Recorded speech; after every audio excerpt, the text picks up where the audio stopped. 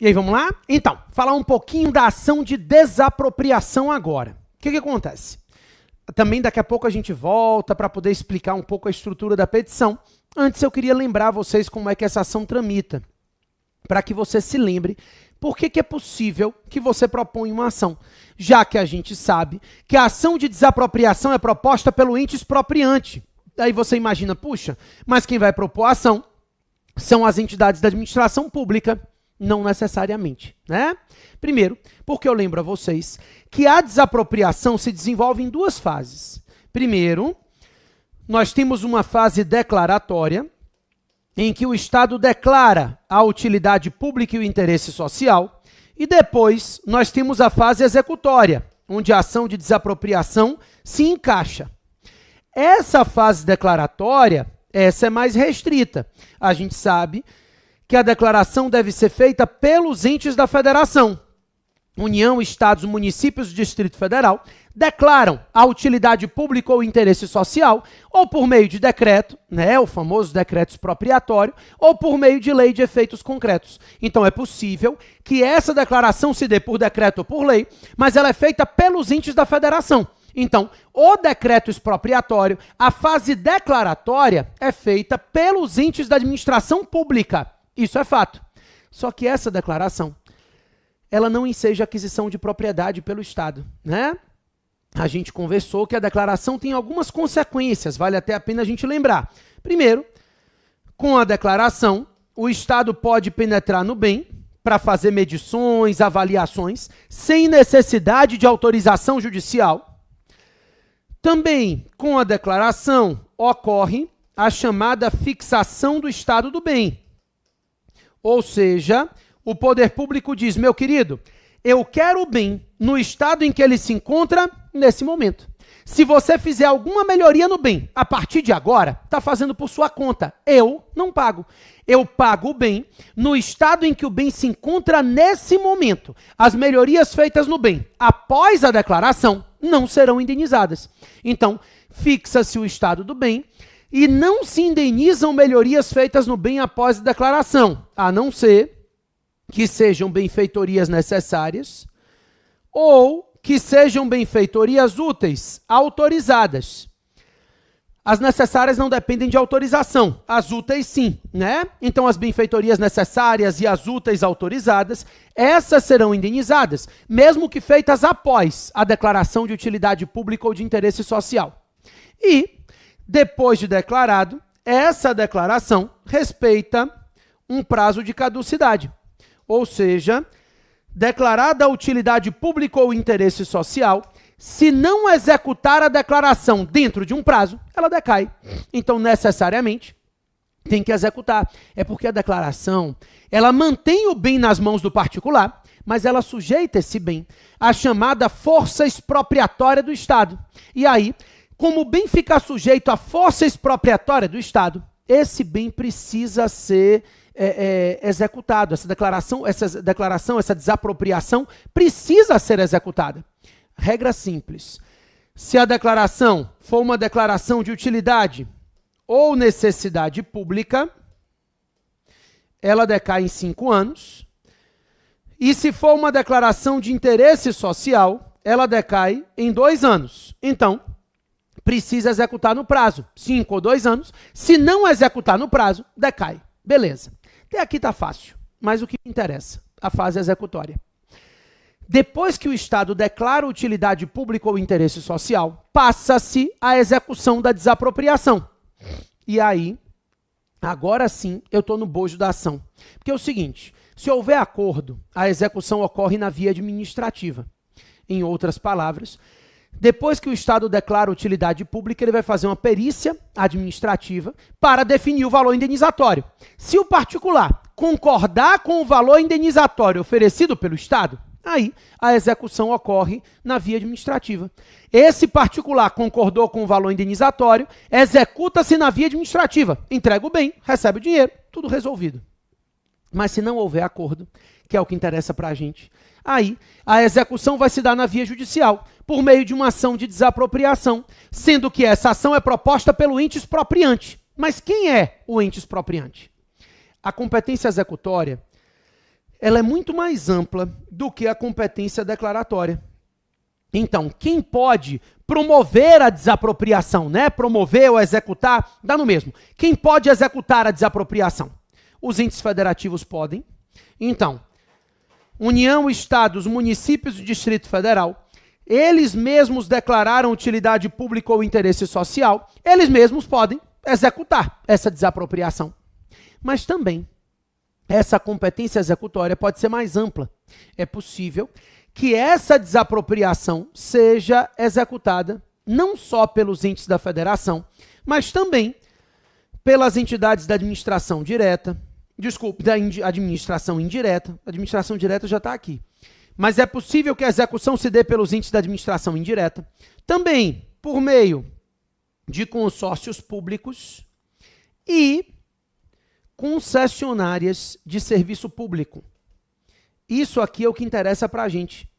De acordo com o artigo 3º do Decreto-Lei 3365, que já está grifado, a concessionária de serviço público pode promover desapropriações, desde que haja previsão em lei ou no contrato. Então, se houver previsão em lei ou no contrato de concessão, é possível que uma concessionária promova desapropriações. Essa concessionária poderá promover desapropriações se houver previsão em lei ou no contrato de concessão. Então, havendo previsão em lei ou previsão no próprio contrato de concessão, a concessionária de serviço público poderá promover desapropriações. Ela pode, nesses casos, pagar o dinheiro e entrar no bem. E aí, ela vai fazer, se não houver acordo, na via judicial. Por isso que aqui também a gente vai abrir um tópico falando da legitimidade ativa, falando do artigo 3º para dizer que a concessionária tem a legitimidade ativa dessa ação, porque é a possibilidade de você ser chamado. Você não representa a administração pública, então a possibilidade de você particular, você advogado particular, ser chamado para propor uma ação de desapropriação é essa. Uma concessionária de serviço público que está precisando promover a desapropriação. O ente federativo declarou utilidade pública ou interesse social e você é chamado pela concessionária para atuar como advogado dessa concessionária, promovendo desapropriação. Ou seja, você vai requerer, né, judicialmente a desapropriação do bem. Então é possível que sim, um particular promova desapropriações. É possível que ele seja agente ativo, né, sujeito ativo dessa ação de desapropriação. E a gente vai sempre abrir no tópico do cabimento também a legitimidade ativa para mostrar que a concessionária tem essa legitimidade. Ok? Beleza. A ação tramita da seguinte forma. A gente sabe que a ação de desapropriação é proposta pelo ente expropriante, que a gente já viu que pode ser uma das entidades da administração pública direta ou indireta, ou consórcios públicos, mas também esse ente expropriante pode ser uma concessionária. Então, essa concessionária de serviço público pode ser a autora dessa ação de desapropriação, ela pode ser o ente expropriante. Aí, nesse caso, a ação é proposta e o particular é chamado, né, o sujeito está sendo desapropriado, é chamado para contestar o feito. Na contestação, ele pode discutir vícios processuais, então, ele pode alegar litispendência, coisa julgada, ele pode apresentar as preliminares processuais, que a gente vai aprender depois quando for falar de contestação, não me interessa agora, e no mérito, a única matéria de defesa admitida para ele é o valor indenizatório. Então, esse particular, ele não pode apresentar nenhum outro argumento de mérito nessa contestação que não seja o valor indenizatório. A única matéria de defesa de mérito admitida para ele é o valor da indenização. Então, ele vai dizer se a indenização é pouca ou por que é pouca. Então, a única matéria de defesa que ele pode utilizar nessa ação é o valor indenizatório, mais nada. Não tem mais nada que ele possa alegar nessa ação de desapropriação que não seja o valor da indenização. A matéria de defesa para ele, de mérito, é só essa. A outra, tudo bem, mas ele extingue o feito sem análise de mérito. Para extinguir o feito com julgamento de mérito a favor dele, a única matéria de defesa permitida para ele é o valor indenizatório. Ele pode discutir, alegando que a indenização está abaixo daquilo que ele entendia. Você vai dizer, mas e se ele vislumbrar alguma ilegalidade no ato de desapropriação? Não se pode discutir ilegalidades do ato de desapropriação? Pode. E pode discutir judicialmente, só que não pode discutir nessa ação. Então se estabelece que qualquer outra ilegalidade vai ser discutida por meio de uma ação direta. Então, ele vai propor uma outra ação, uma ação anulatória, pedindo a anulação do ato de desapropriação. É uma ação de procedimento comum anulatória. Qualquer outro argumento, qualquer outro vício, ele vai ter que discutir por meio de ação direta. Então, ele pode, sim, propor uma ação anulatória, demonstrando alguma ilegalidade, algum vício na ação de desapropriação. Nessa ação, que é a ação de desapropriação propriamente dita, ele não pode discutir essas ilegalidades e requerer anulação do ato de desapropriação. Ele tem que fazer isso por meio de ação direta. Na ação de desapropriação, ele pode utilizar como matéria de defesa de mérito o valor indenizatório. Mais nada, tá? Por isso é que o autor da ação, que no caso será você, tem a possibilidade de enxergar de que já que nessa ação só se discute dinheiro, o bem já era. Você concorda comigo? Nessa ação, o que está sendo discutido aqui é o dinheiro. Então o bem já era. Ele vai perder o bem de qualquer jeito. A discussão se limita ao valor. Se esse particular que está contestando o feito, ele ganhar a ação, ele vai ganhar dinheiro. Nada mais do que isso. O bem já era. Então a única matéria de defesa para ele é dinheiro. A única coisa que ele pode ganhar é dinheiro. Ele não tem como ganhar mais nada. Por isso, se ele ganhar o feito, ele já perdeu o bem do mesmo jeito. Consequentemente, o autor da ação pode chegar para o juiz e dizer, juiz, já que a gente está discutindo dinheiro, me entregue logo o bem, né? Então ele vai requerer e o juiz pode conceder uma liminar de emissão provisória na posse do bem. Então, ele vai requerer e o juiz vai conceder essa liminar de emissão provisória na posse. Vai dizer, você vai se emitir provisoriamente na posse do bem. O dinheiro você pode ganhar, mas o bem eu já vou logo dando a destinação pública a ele. Para ele requerer a liminar de emissão na posse, ele vai ter que comprovar 2 requisitos. Preste atenção, porque isso vai ser muito importante para a gente. Na nossa liminar aqui da ação de desapropriação, eu não vou comprovar a probabilidade do direito, perigo de dano, nada disso. Aqui, a liminar depende de uma declaração de urgência. Pessoal, não precisa justificar a urgência na ação de desapropriação.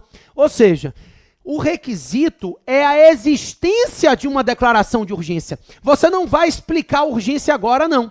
Você vai, eu fiz uma declaração de urgência, tá aqui. Então, o requisito para essa liminar de emissão na posse não é que o Estado demonstre a urgência, é que o Estado demonstre que foi feita uma declaração de urgência, inclusive, porque o entendimento é que essa análise de urgência ou não é mérito, não cabe ao juiz. O que cabe ao juiz é verificar se foi ou não feita uma declaração de urgência pelo autor da ação. Então, na liminar, você vai pedir, juntar a declaração de urgência, só isso, tá? E o outro requisito, que é o depósito em juízo do valor incontroverso, daquele valor que foi calculado pela administração como justo. Então preste atenção que a minha liminar é muito mais fácil do que a tutela de urgência na ação de procedimento comum.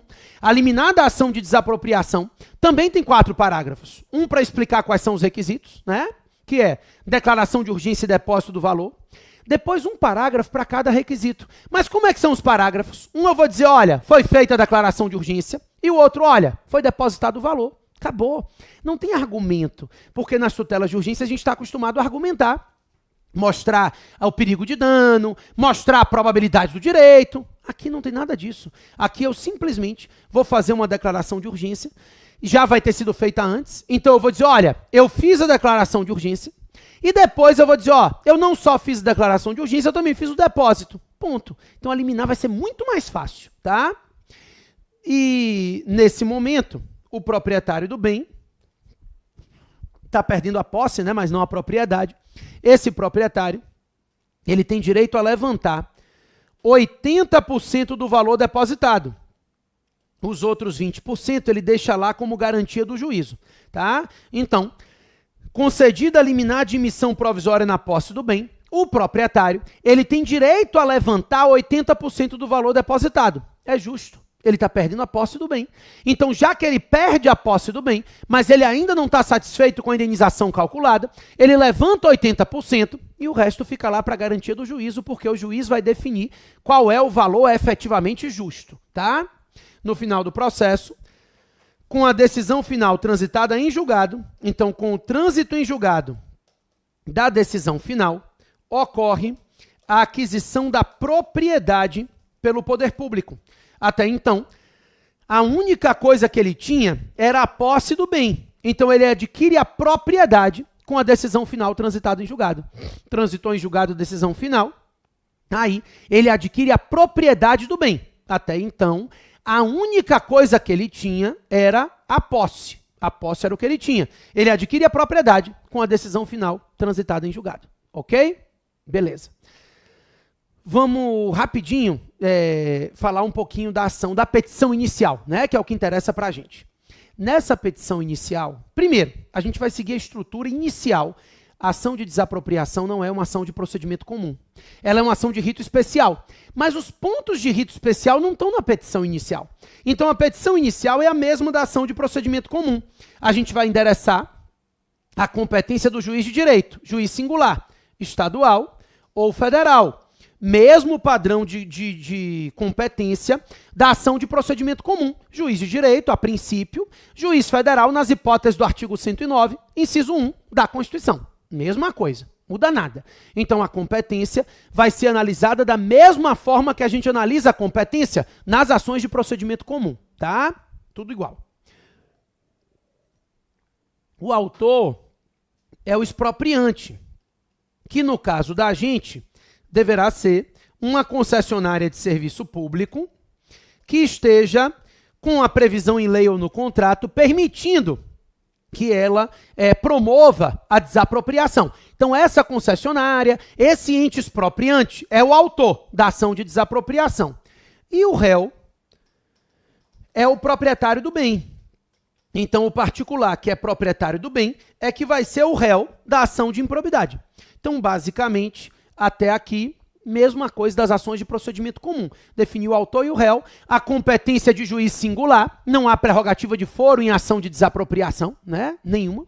Então, mesma coisa. O pedido e a causa de pedido são a parte fácil, né? Porque o pedido é a desapropriação. Não tem outro. Claro que eu posso fazer o pedido da liminar. A liminar de emissão provisória na posse. Aqui é o seguinte. A liminar de emissão provisória na posse está regulamentada no artigo 15 do decreto. A gente não vai grifar nada no decreto, porque ele já está todo grifado. Pode abrir aí só para me acompanhar. O artigo 15 é o que fala da concessão de liminar de emissão provisória na posse do bem. A liminar para a gente é muito mais fácil do que qualquer tutela de urgência que você já aprendeu. A ação de desapropriação de todas as peças que a gente aprendeu até agora é a mais fácil. Por quê? A gente vai ver que o mérito é bem restrito, como na de improbidade. E a liminar é ridícula, né?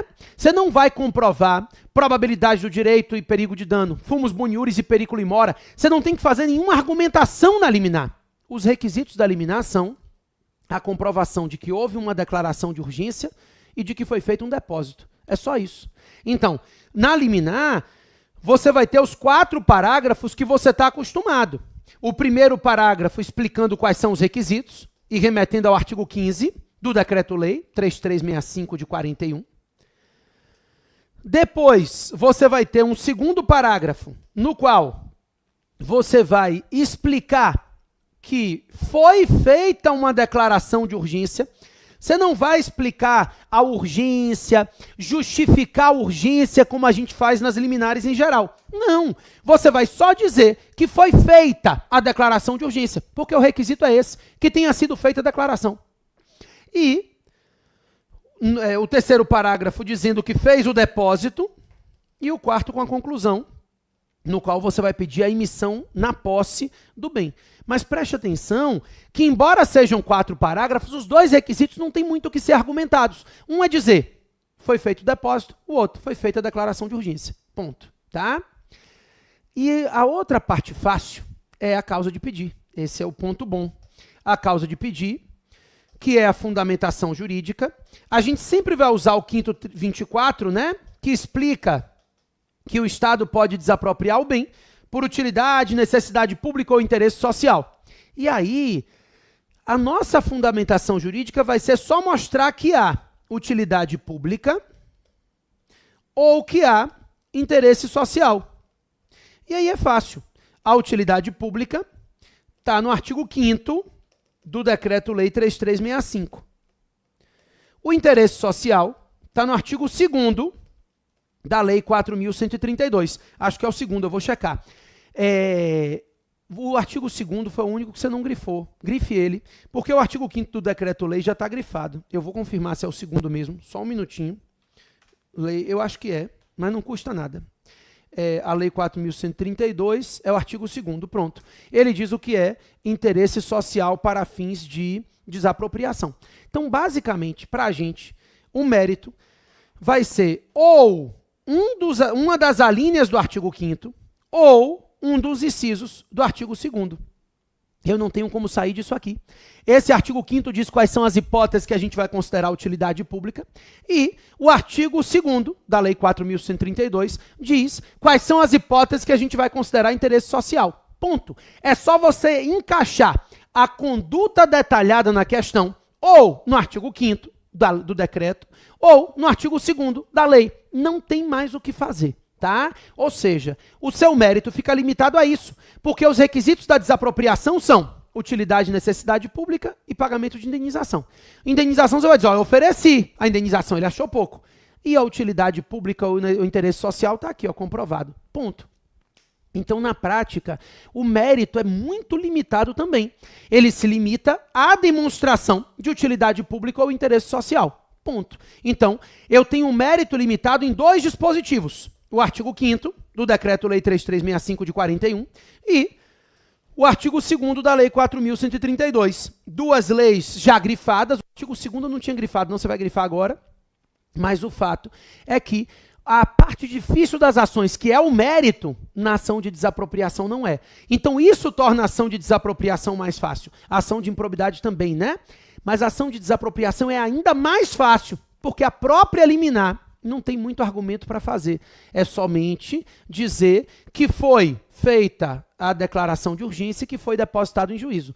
Ah, tomara que caia uma ação de desapropriação. Tomara mesmo. Não duvido que caia. Pode ser que caia sim. Não, nunca caiu. Não é uma peça que a gente espera, né? Assim, não entra nas apostas de ninguém. Eu mesmo não faço aposta, mas não entra na de ninguém. Mas pode cair. A gente está treinando e eu espero que caia. Não vai criar problema para ninguém se cair. Uma peça fácil, uma peça tranquila, né? Vamos treinar? Vamos. Como sempre, quando a gente treina, a gente ainda entende que é mais tranquilo ainda. Questão 18. Abre aí para mim. A empresa JJR Estradas se sagrou vencedora em um contrato de concessão com o Estado M para exploração de rodovia, na qual teria a responsabilidade de efetivar a duplicação de 40 quilômetros de estrada, além da manutenção do restante da rodovia estadual. No contrato, estava previsto que a empresa seria responsável por promover todas as desapropriações necessárias à duplicação. O contrato já previa que ela iria promover as desapropriações. Isso é importante, porque a gente sabe que a concessionária de serviço público pode promover desapropriações se houver previsão em lei ou no contrato. Vamos lá. Em 10 de novembro de 2013, o Estado declarou a utilidade pública do terreno, necessária à duplicação que pertencia a particular, informando, inclusive, a urgência na realização da desapropriação. A empresa ofereceu ao proprietário o valor de R$100 mil pelo terreno, o que foi negado. Assim, a empresa te procura para propor a ação cabível à desapropriação do terreno. Em face dessa situação hipotética, redija, na qualidade de advogado contratado pela JJR Estradas, a peça processual cabível à espécie. Beleza. Né? Então, basicamente, é uma ação de desapropriação. O cabimento também não tem como errar. A gente vai estar diante de uma questão em que o seu cliente quer desapropriar, né? É fácil identificar uma ação de desapropriação. Não tem dificuldade na identificação também, porque na identificação você vai ter uma questão, a leitura de uma questão, em que o poder público precisa desapropriar um bem. Né? Ele vai justificar por que ele precisa. Na questão vai estar lá os fatos. E ele vai te chamar para desapropriar, para tomar posse, a propriedade, enfim, não tem muito como eles dificultarem para vocês o cabimento. Você enxerga a ação de desapropriação de longe, porque ele está dizendo o que é desapropriar, né? Vamos lá. Vamos montar nossa peça? Vamos lá. Seguinte, o autor da ação é a concessionária, JR Estradas. Inclusive, depois, lá no cabimento, a gente vai abrir um tópico, quando a gente... Desculpa, não era para vir para cá, não era para minha cara. É para vir para minha cara mesmo. Quando a gente abrir o tópico do cabimento, a gente vai não só falar do cabimento, mas do cabimento e da legitimidade ativa. É importante mostrar, né, argumentar essa legitimidade ativa da concessionária. A gente vai fazer isso por desencargo de consciência. Repito que tanto na ação de improbidade, quanto na ação civil pública, quanto na ação de desapropriação das ações que a gente viu aqui, a gente está indo pelo nosso feeling do que eles podem colocar no espelho. Então, é possível que no espelho eles não coloquem esse pedido, essa justificativa de da legitimidade ativa. Mas como a gente não tem provas anteriores para se basear, a gente vai colocar o mais detalhado possível, tá? Então, o autor, JJR Estradas, e o réu é o proprietário do bem, particular, proprietário do bem. A lei não diz, a questão não diz quem é o sujeito, não tem nome para a gente aqui, né? Daí a gente vai definir a competência. JJR Estradas é uma concessionária, a competência da Justiça Estadual.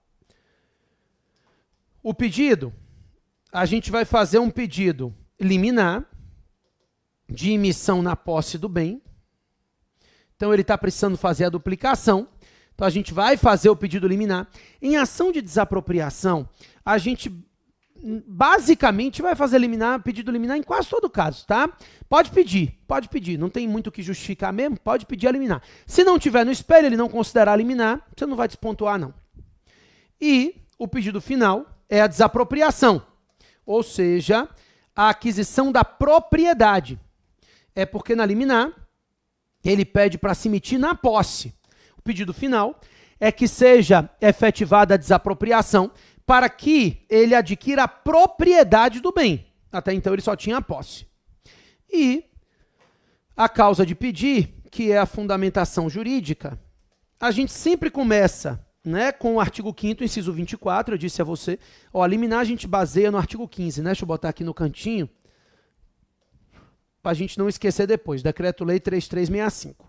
Agora, no mérito mesmo, a gente sempre começa com o artigo 5º, inciso 24. Então, vai começar com o dispositivo constitucional que diz que o Estado pode desapropriar o bem por utilidade, necessidade pública ou interesse social, desde que haja o pagamento de prévia e justa indenização em dinheiro. Aí, a questão fala, só voltando para ela, que foi declarada a utilidade pública, utilidade pública para duplicação de rodovia. Então vamos para o decreto-lei. Abrindo o decreto-lei, você vai encontrar aí no artigo 5º, no caso, na linha I, você vai encontrar que é considerado utilidade pública a construção de vias e logradouros públicos, né? Então, essa duplicação da rodovia é uma construção de via, de logradouro público. Então, a gente pode usar esse artigo 5º, a linha I do Decreto-Lei 3365, para justificar o nosso pedido de desapropriação, né? A fundamentação que demonstra a utilidade pública para fins de desapropriação vai ser o artigo 5º, a linha I do Decreto-Lei. Como eu disse a vocês, não tem muito para onde ir. É o 5º 24, e procurar a situação que se encaixa nas hipóteses de utilidade pública do artigo 5º do decreto ou de interesse social do artigo 2º da Lei 4.132. Tá bom? Ótimo.